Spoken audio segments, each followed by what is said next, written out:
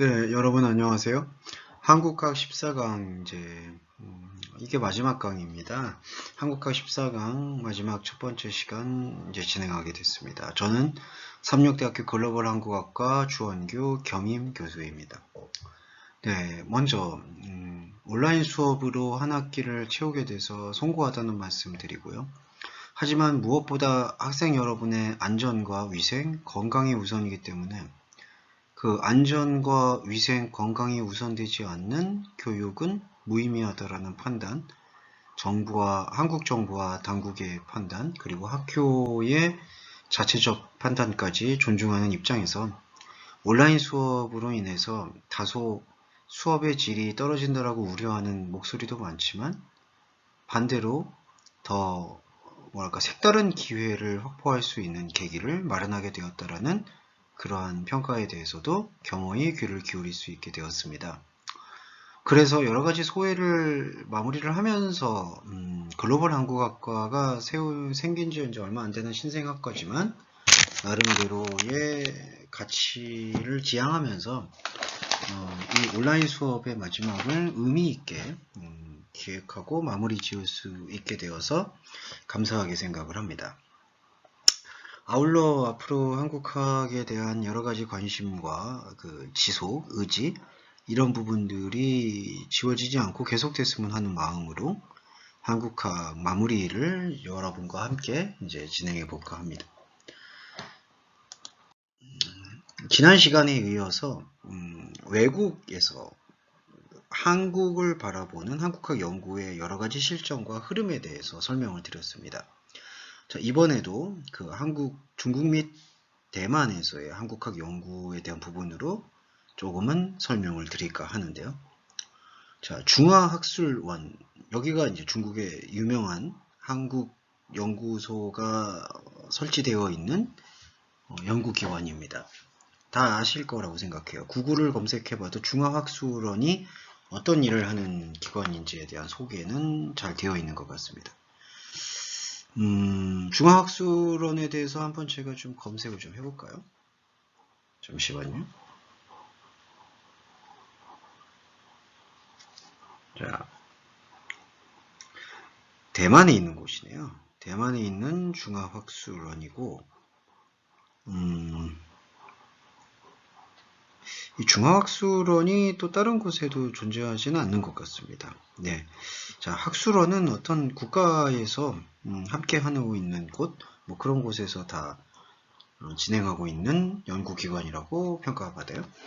한국연구소와 한국유학동창회가 한국의 문제를 이제 연구하는 기관입니다. 그리고 여기서 이제 중화문화론집, 한국연구 등을 펴냈습니다.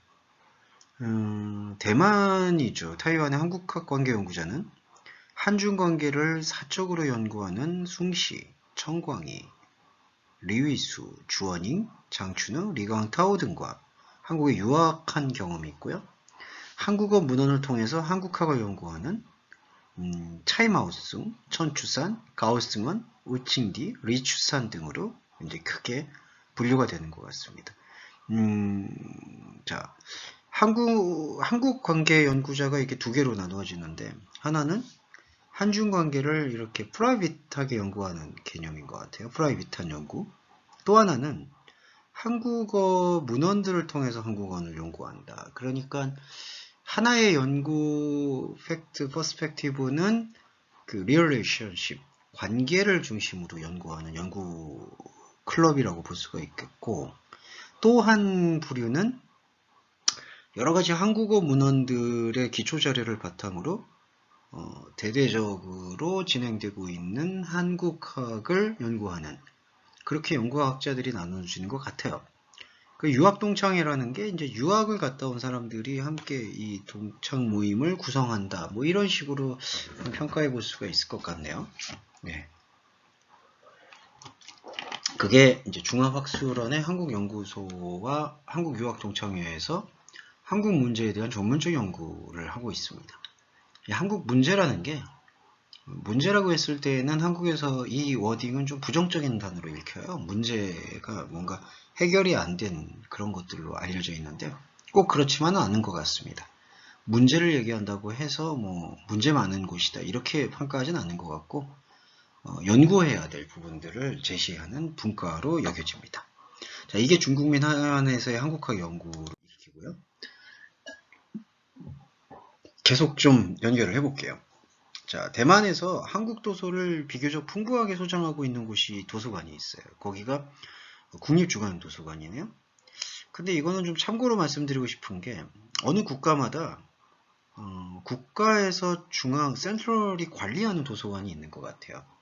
한국에도 보면은 저 강남구 아니죠? 서초구에 위치한 그 국립중앙도서관이 있습니다. 지금 이 도서관과 동일한 이름이에요. 국립중앙도서관. 국립이라는 부분은 나라가 세웠다라는 뜻이죠. 그리고 어떤 책을 집대성한 곳이다. 이렇게 평가받을 수 있을 것 같아요. 그래서 한국 도서를 비교적 풍부하게 소장하고 있는 곳이다. 국립중앙도서관. 그리고 한국 도서가 또 있는 데가 이제 국립타이완대학교, 국립정지대학교 및 중국문화원 도서관, 중국문화원 내부에 있는 도서관에서 한국 도서를 조금은 풍부하게 소장하고 있다. 근데 조금 아쉬운 부분은요.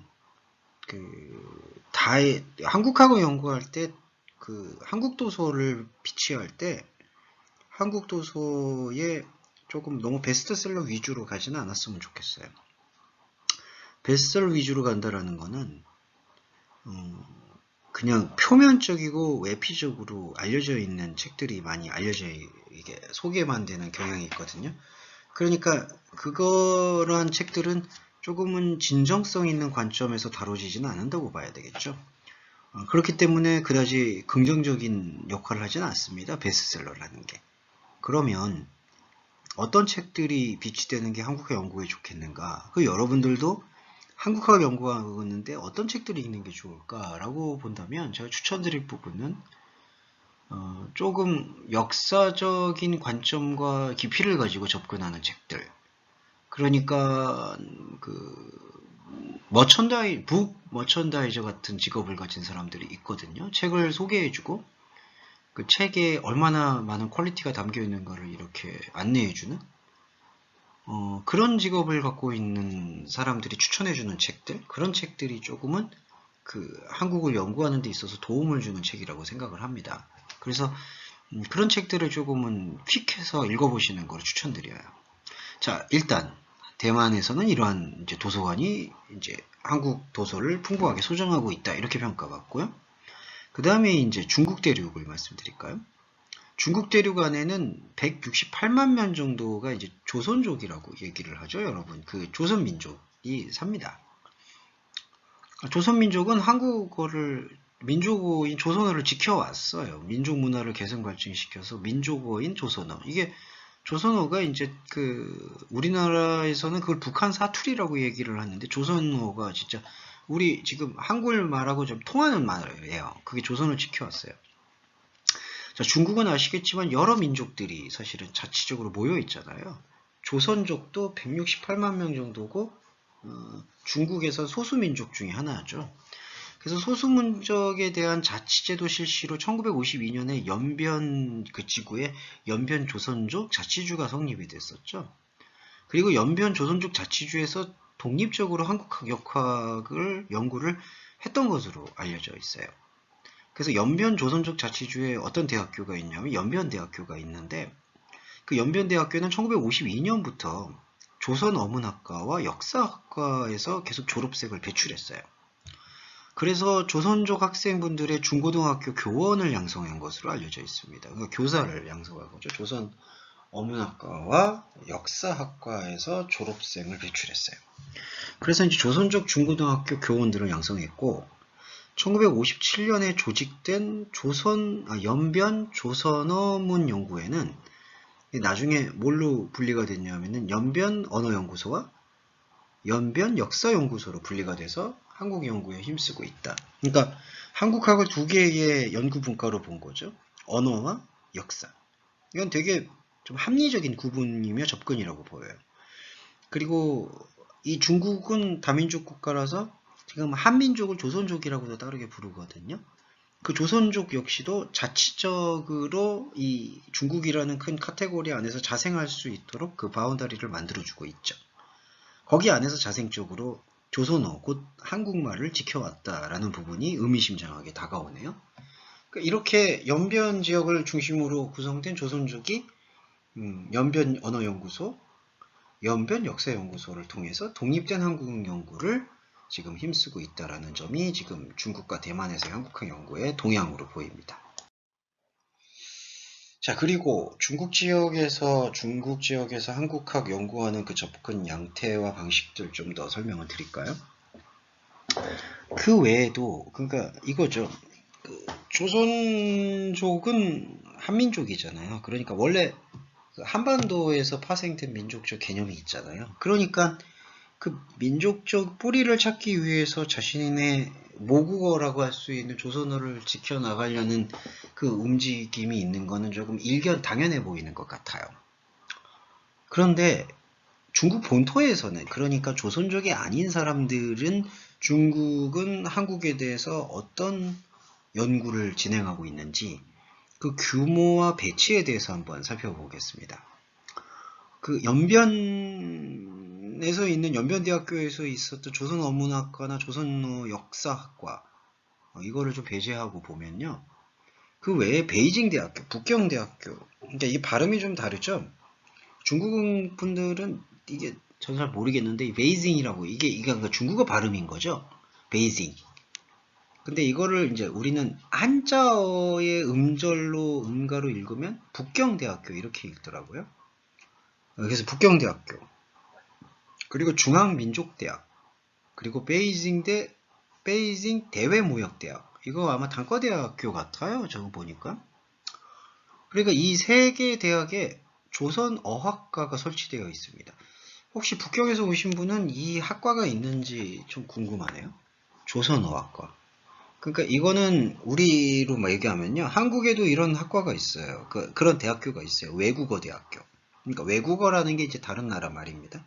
외국어 대학교에서 중국어학과, 뭐 일본어학과, 베트남어학과 이렇게 나누어져 있어요. 그러니까 중국에서도 마찬가지로 학교에서 조선어학과가 이렇게 설치되어 있는 걸 볼 수 있겠습니다. 그리고 연구소, 그러니까 조선어학과가 한국학을 본격적으로 공부한다라고 얘기하기는 좀 어려울 수도 있겠죠. 하지만 어학을 배운다라는 것은 기본적으로 그 학문 분과의 확장을 담보로 하고 있기 때문에 어학을 공부한다라고 얘기할 수 있을 것 같아요. 그 어학을 공부한다는 건 한국학을 공부한다는 것과 뭐 같은 맥락으로 함께 생각해 볼 수는 있을 것 같아요. 그만큼 베이징 대학교, 중앙민족대학, 베이징 대외무역대학에 조선어학과가 설치되어 있다. 이렇게 지금 봤고요. 또 하나는 연구소가 있는데 베이징 대학교 안에 조선문화연구소가 있어요. 그리고 조선문화연구소 외에 아시아 아프리카 연구소가 있어요. 그리고 연변사회과학원 산하 연변언어연구소. 이 연변언어연구소는 아까 방금 전에 말씀드렸던 연변대학교 안에 있는 연구소하고는 조금 달라요. 그러니까 이거는 연변사회과학원 안에 있는 거죠. 연변 지역이 조선족의 자치구역이 좀 많기 때문에 조선족 분들의 인권이나 여러 가지 권익 개선을 조금은 앞장세우고, 그리고 한민족의 어떤 뿌리 공유를 좀 신경 쓰는 것 같아요. 그래서 아무래도 한국학의 고리를 연변 지역의 조선족과 많이 이렇게 접목하는 경우가 있는 것 같습니다. 그 연변 사회과학원에 그 연변 언어연구소가 존재하고 있고요. 그리고 여기 지금 보시면 조선문화연구소는 제가 이 베이징을 다녀온 경험이 있는데 조선문화연구소는 꽤 단지 언어만을 가르치는 곳이 아니라 이 문화를 같이 교류하고 가르치는 것 같아요. 그래서 문화연구소는 그 분과가 조금은 확장적이고 모호해 보이지만 그만큼 더 집중력을 가지고 연구할 수가 있는 것 같아요. 문화연구가 한국학에 있어서는 상당히 중요해요. 굳이 비교를 해본다라면은 언어학보다 문화연구를 좀 우선하는 게 오히려 언어학을 배우는데 좀 도움이 된다. 이렇게 표현드릴 수 있을 것 같고요. 또 중국 사회과학원의 소수민족 언어연구소에 조선어가 이제 연구되고 있죠. 근데 이거는 조금 표현이 그러네. 소수민족 언어연구소. 그러니까 여기 소수라는 게 작다라는 게 아니라 이게 다양한 가치의 언어 연구를 하는 곳으로 저도 이해하고 싶습니다. 그리고 지린성이 한 지역 풍토죠. 지역명이죠. 그 지린성 사회과학원의 조선연구소가 있습니다. 그러니까 베이징 대학교가 제일 저는 구체적으로 가르치는 것 같아요. 조선문화연구소. 지금 중국에 한국하고 연구하고 있는 기관과 그 분야 진출 거기에 대해서 좀 살펴봤습니다. 자, 그러면 좀 반대로 일본, 동북아시아가 지금 여러 가지로 등장을 하고 있는데 일본에서의 한국학 연구에 대해서 조금은 살펴보겠습니다. 자, 비교적 객관적인 자료로 알려져 있는 게 이제 고대 자료예요. 이게 고대 자료. 승려 엔닌이나 승려가 뭐냐면 스님이죠. 그러니까 불교 수행자. 승려 엔닌이 입당 구법 순례 행기라는 책을 기술했어요. 이게 딱 지금 어떤 스타일을 봤을 때 순례 행기다라고 했을 때 여행 기록 같은 트래블 그래피티 같은 느낌입니다. 입당 구법 순례 행기. 그러니까 뭐 어디를 많이 돌아다니면서 쓴 기록 같아 보이네요. 그때 이 승려 엔닌이 과거 얘기예요. 이거는 그 중국의 원래 국가였던 당나라에서 만난 신라인을 만나서 신라인들이 당나라하고 무역을 많이 했겠죠. 그때 나당 연합군을 해가지고 삼국통일까지 했었으니까 신라인과 그들의 해상무역의 실상, 그 다음에 종교활동, 그리고 그때 장보고라는 장군이 있었어요. 장보고가 운영하는 적하원 등을 자세히 기록을 했어요. 그러니까 이 승려 엔닌이 입당구법 순례행기라는 여행기에서 아마도 그 한반도에서 만났다기보다는 당나라와 무역을 하기 위해서 활동하고 있었던 신라 사람을 만나서, 근데 신라인도 여러분 아시겠지만 역사를 살펴보면 삼국시대 고구려 백제 신라라고 보지 않습니까? 그 중에 한 사람이기 때문에 한민족의 일종으로 볼 수 있는 거죠. 이것도 한국 연구 중에 하나겠죠. 신라인을 만났다라는 것은 곧 한국을 연구했다는 것과 동일시될 수 있으니까요. 그래서 무역은 어떻게 하며 종교 활동은 어떻게 하고 이제 이런 것들을 연구해 보면은 한국 사회가 그때 당시에 당나라와 신라라는 국가가 당나라와 어떤 교역 관계를 맺고 있었는지 자세히 알 수는 있을 것 같아요. 자, 그런 게 이제 객관적 자료로 이제 알려져 있습니다. 자, 그리고 일본의 한국 관계 연구는 1920년대가 이제 일제 강점기이지만 학문적으로는 대다수의 사람들은 객관성을 유지하려고 노력한 것으로 저는 평가하고 싶어요. 자, 이건 개인 의견일 수도 있고 개인 의견을 좀 뛰어넘어 보편적 사료일 수도 있는데 동북아시아의 민중들이라고 할 수 있는 다수의 사람들은 사실은 이념이나 정치적인 논쟁에 의해서 사람을 증오하고 혐오하는 것들을 조장하지는 않았어요. 그냥 그 관계를 유지했던 것을 되게 존중했던 것으로 평가를 받는데 안타깝지만 이제 그 정치를 이루어낸다든지 이념을 이끌어가는 어떤 지배 체제가 많은 사람들을 편을 가르고 혐오의 정치를 만들어냈다. 그런 게 이제 아쉬운 부분이겠죠. 당시의 연구에서는 객관성을 많이 유지했다. 그걸 말씀드리고 싶고요. 일본의 한국관계 연구는 1920년대에서 경성제국대학을 중심으로 전 행해진 것으로 평가하고 싶어요.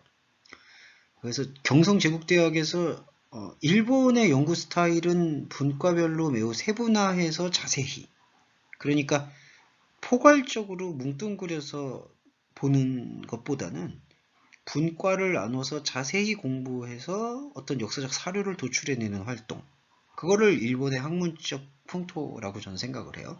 그러다 보니까 이렇게 분야가 나눠지는 거죠. 세밀하게. 역사학은 스에마츠, 이마니시, 오다, 나카무라, 나보하시 이 학자들 이름입니다. 어학은 마에마, 아유카이, 가나자와, 오구라, 고노 등. 그 다음에 문학과 사상은 다카하시, 민속학은 아키바, 미시나, 마지막으로 사회경제학은 시카타에 의해서 연구가 되었다. 자, 그러니까 이게 약간 중국에서 한국을 연구할 때와의 접근이 좀 양태가 다르죠.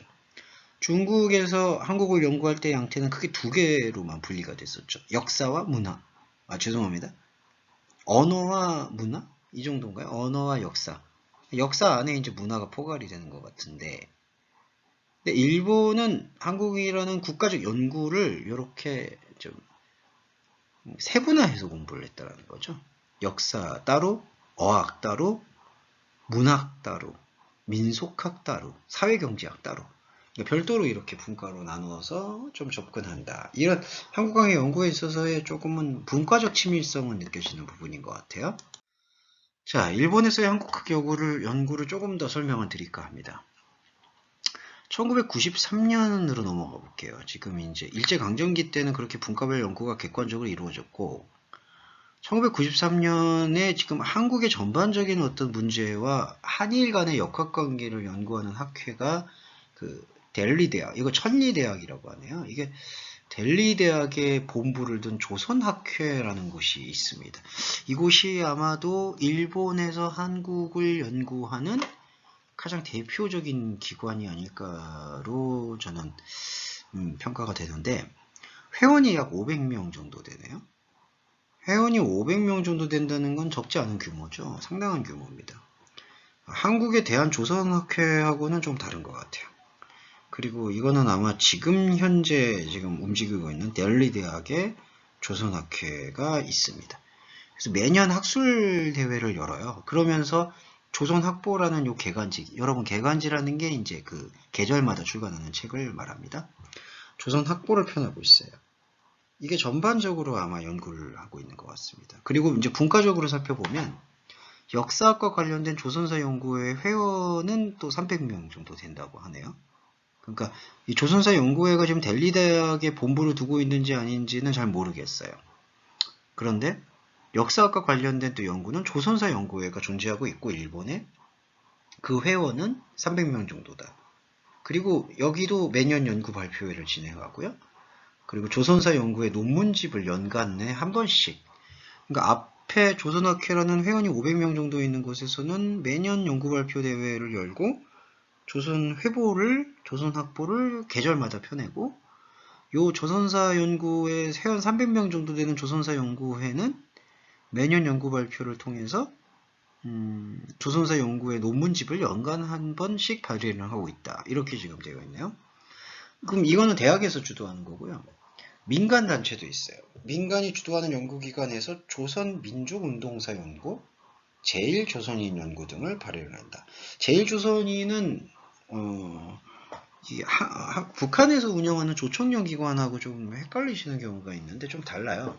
이거는 제일조선인, 그러니까 과거에 이제 일본으로 넘어가서 생활을 하게 된 조선 사람들이 있거든요.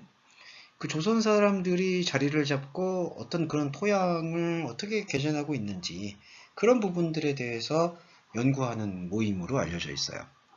그리고 민족운동사 연구는 그 조선민족이 앞서 말씀드렸듯이 그 단일민족이잖아요. 그러다 보니까 그 단일민족이 갖고 있는 운동의 역량의 그 다원민족이라든지 아니면은 민족이나 시대 단전을 한 번씩 겪은 국가는 경험하지 못하는 파토스를 느끼는 것 같아요. 그래서 그런 파토스를 느끼는 경험 속에서 독특성과 유니크함을 좀 발견하고 도출하는 것 같지 않을까. 저는 그렇게 진단을 해보고, 그래서 일본에서 조선민족운동사를 연구하는 게 아닐까, 그렇게 추측을 해봅니다. 자, 일본에서의 한국학 연구는 어디 부분에서 특별히 활기를 띠고 있냐면은 고고학과 역사학, 어학 분야에서 활기를 띠고 있는 것 같아요. 역사학 분야에서는, 그러니까 일본에서는 한국학을 역사학 연구에 조금 더 많은 어떤 분량과 비중을 할애하는 것 같네요. 이걸 보니까 매년 대략 500여 편의 논문, 그리고 150권 넘는 단행본이 나오고 있죠. 그러니까 한국 역사와 관련된 책들이라고 볼 수가 있는데, 저자는 누구냐? 50에서 60%는 일본인이 한국 역사에 관심을 갖고 저자가 된 거고요. 나머지는 제일교포를 포함한 남북한 한국 연구자가 그 책을 집필하고 있는 것 같아요. 그러니까 매년 이 정도가 쏟아져 나오고 있다라는 부분은 되게 좀 고무적인 발견이라고 할 수가 있는 거죠. 일본의, 참 이게 아이러니한 게, 일본과 한국이 국제 정치 상황에서는 매우 사이가 좋지가 않아요. 근데 사이가 좋지 않은 것과는 별도로 이 연구 교류는 이렇게 좀 활발하다라는 것을 확인해 볼 때마다 우리가 국가적 대립과 앙금과는 별도로 국가적 교류에, 학문적 교류에 있어서만큼은 끈을 놓지 말아야 되겠다라는 교훈을 얻습니다. 자, 첫 번째 시간 이 정도 마치고요. 두 번째 시간에 다시 또 찾아올게요.